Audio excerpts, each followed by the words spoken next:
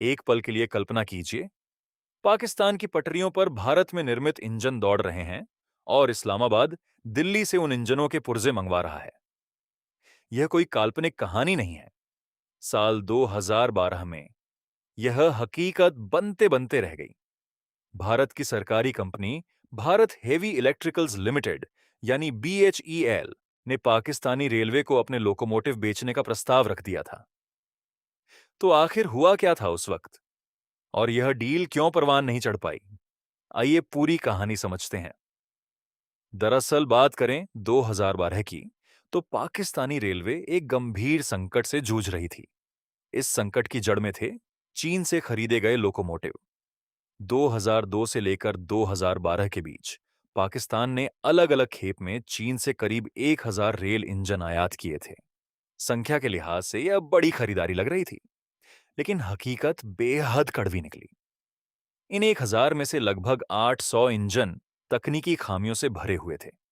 नतीजा यह हुआ कि पाकिस्तानी रेलवे का पूरा तंत्र लड़खड़ा गया।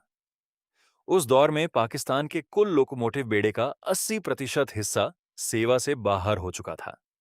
ट्रेनें रद्द हो रही थीं, माल ढुलाई ठप थी और यात्री परेशान थे। पाकिस्तानी रेलवे सचमुच अपने घुटनों पर आ चुकी थी। दूसरी तरफ भारत में BHEL के लिए भी यह साल कुछ खास अच्छा नहीं रहा था। पिछले वर्ष की तुलना में कंपनी को घरेलू ऑर्डर कम मिले थे, जिसकी वजह से वह नए बाजार और नए ग्राहक तलाश रही थी। BHEL कई देशों से बातचीत में लगी हुई थी। तभी पाकिस्तानी रेलवे की दुर्दशा की खबर उनके सामने आई। संयोग से उस समय पाकिस्तान का एक प्रतिनिधिमंडल भारत दौरे पर आया हुआ था।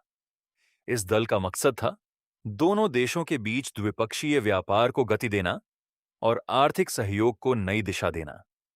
BHEL ने इस मौके को भांप लिया और पाकिस्तान सरकार को 100 नए लोकोमोटिव बेचने का प्रस्ताव दे दिया।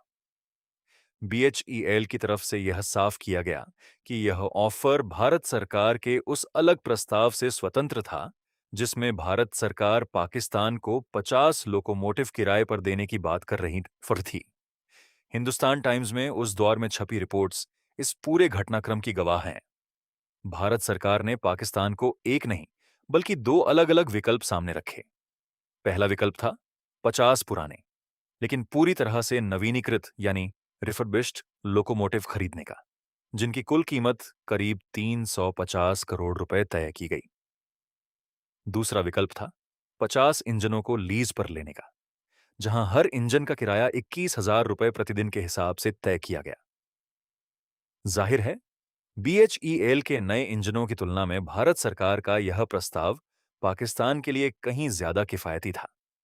ऊपर से भारत और पाकिस्तान के बीच साझी सीमा होने की वजह से परिवहन की लागत भी नगण्य थी। यानी पाकिस्तान को सस्ते इंजन मिलते और ढुलाई का खर्च भी नहीं उठाना पड़ता। तय हुआ कि 2013 से इंजनों की सप्लाई शुरू होगी और पहले बैच में 10 रिफर्बिश्ड लोकोमोटिव पाकिस्तान को भेजे जाएंगे। देखने में यह डील दोनों पक्षों के लिए फायदे का सौदा लग रही थी। आगे बात करें इस डील के अंजाम की, लेकिन उससे पहले अगर आप इस तरह की अनसुनी और दिलचस्प जानकारियां पसंद करते हैं, तो हमारे चैनल को अभी सब्सक्राइब करें और बेल आइकन दबाना मत भूलिए। यह काम आपका बस एक पल का है, लेकिन हमारी मेहनत को बड़ा सहारा देता है। अब आते हैं उस सवाल पर जो शायद आपके मन में आ रहा है, इतना अच्छा सौदा आखिर टूटा क्यों? सच यह है कि यह डील कागजों से आगे कभी नहीं बढ़ सकी। एक भी इंजन पाकिस्तान तक नहीं पहुंचा। इसके पीछे कई कारण थे। पहली और सबसे बड़ी वजह थी भारत में खुद लोकोमोटिव की भारी कमी। भारतीय रेलवे उस समय अपनी जरूरतों को पूरा करने के लिए संघर्ष कर रही थी। देश की विनिर्माण इकाइयां घरेलू मांग को ही पूरा करने में जुटी थीं। विदेश में इंजन भेजने की स्थिति में वे बिल्कुल नहीं थीं। दूसरी वजह थी भारत के रेलवे बोर्ड का सख्त विरोध। विदेश मंत्रालय भले ही इस डील को आगे बढ़ाना चाहता था, लेकिन रेलवे बोर्ड इसके पूरी तरह खिलाफ था।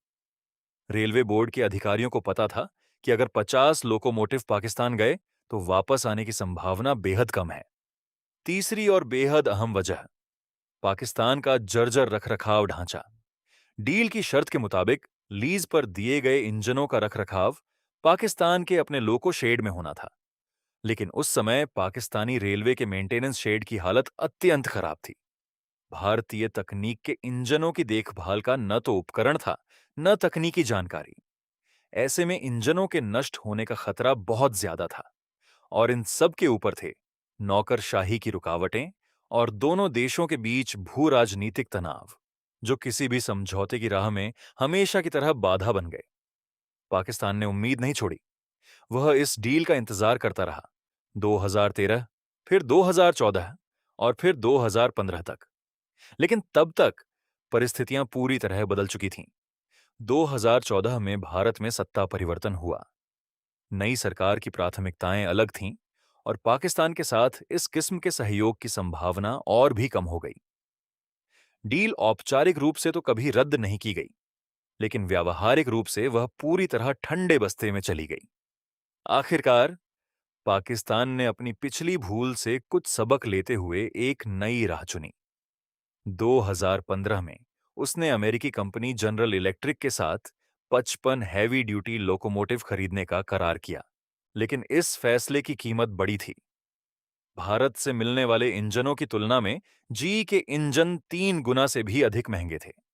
ऊपर से अमेरिका से पाकिस्तान तक इंजन लाने की ढुलाई लागत भी पाकिस्तान को चुकानी पड़ी, जो भारत की स्थिति में शून्य के बराबर होती।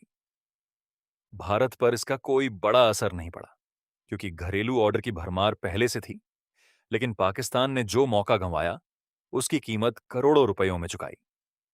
आज अगर वर्तमान भू राजनीतिक हालात में यह सोचें कि क्या पाकिस्तान भारत से लोकोमोटिव आयात कर सकता है, तो जवाब है बिल्कुल नहीं। लेकिन अगर यह संभव होता, तो पाकिस्तानी रेलवे आज करोड़ों की बचत कर पाती और शायद उसकी हालत कुछ बेहतर होती। यह कहानी हमें यह भी बताती है कि कभी-कभी दो पड़ोसी देशों के लिए राजनीति से ऊपर उठकर व्यावहारिक सहयोग करना कितना फायदेमंद हो सकता है, और उस सहयोग के न हो पाने की कीमत कितनी भारी पड़ती है। ऐसी दिलचस्प और अनसुनी खबरें आप तक लाने के लिए हमारी टीम घंटों रिसर्च करती है। अगर यह वीडियो आपको पसंद आई हो, तो लाइक करें और कमेंट सेक्शन में लिखें MII, यानी मेक इंडिया इनफाइनाइट। आपका यह छोटा सा कदम हमारे लिए बहुत बड़ा प्रोत्साहन है। धन्यवाद। जय हिंद।